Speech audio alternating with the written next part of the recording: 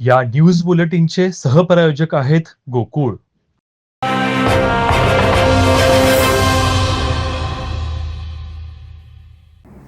रत्नागिरी जिल्ह्यातील ग्रामपंचायत कर्मचारी वेतन श्रेणी, निवृत्त वेतन आणि इतर मागण्या तसेच ग्रामपंचायत स्तरावरील प्रलंबित मागण्यासंदर्भात शासन स्तरावरून कोणतीही दखल घेण्यात आलेली नाही. यासाठी रत्नागिरी जिल्हा ग्रामपंचायत कामगार सेनेतर्फे जिल्हा परिषदेसमोर धरणे आंदोलन करण्यात आलं. प्रशासनाला मागण्यासंदर्भात निवेदनही देण्यात आले.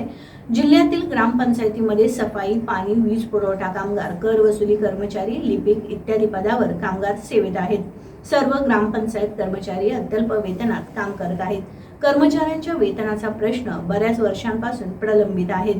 शासनानं मागण्यांच्या तातडीनं दखल घ्यावी, अन्यथा तीव्र आंदोलनाचा इशारा देण्यात आला आहे. ग्रामपंचायत कर्मचाऱ्यांना नगरपालिका आणि जिल्हा परिषद कर्मचाऱ्यांप्रमाणे वेतन श्रेणी मंजूर करण्यात यावी.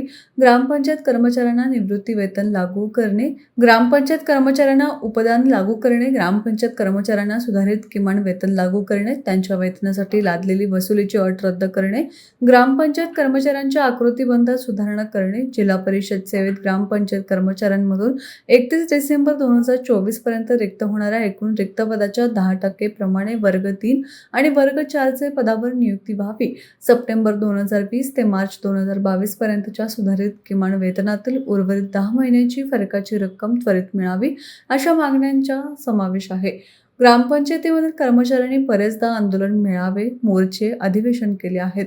मुख्यमंत्री, ग्रामविकास, कामगार मंत्री, आमदारांनी आंदोलनात, मोर्चास, अधिवेशनास उपस्थिती राहून आश्वासने दिली आहेत. प्रशासकीय बैठका झाल्या आहेत, तरी देखील ग्रामपंचायत कर्मचाऱ्यांच्या असलेल्या प्रलंबित मागण्या शासनाकडून मंजूर झालेल्या नाहीत. ग्रामपंचायत कामगार सेनेच्या वतीनं कर्मचाऱ्यांच्या प्रलंबित मागण्यांकडे लक्ष वेधण्यासाठी अध्यक्ष कृष्णा होडे, शंकर कांबळे यांच्या नेतृत्वाखाली धरणे आंदोलन करण्यात आलं. मागण्या अशा आहेत: ग्रामपंचायत कर्मचाऱ्याला नगरपंचायत, नगरपालिका, नगर परिषद, जिल्हा परिषद कर्मचाऱ्याप्रमाणे किमान वेतन श्रेणी लागू व्हावी आणि त्याला ज्या सेवा जिल्हा परिषद सेवेत किंवा शासनाच्या, महाराष्ट्र शासनाच्या सेवेत मिळत आहेत, वेतन श्रेणी असू दे, त्याचा उपदान असू दे किंवा त्याची सेवानिवृत्ती झाल्यानंतर त्याला मिळणारी पेन्शन असू दे, ह्या सगळ्या मागण्या लवकरात लवकर शासन निकाली काढाव्यात.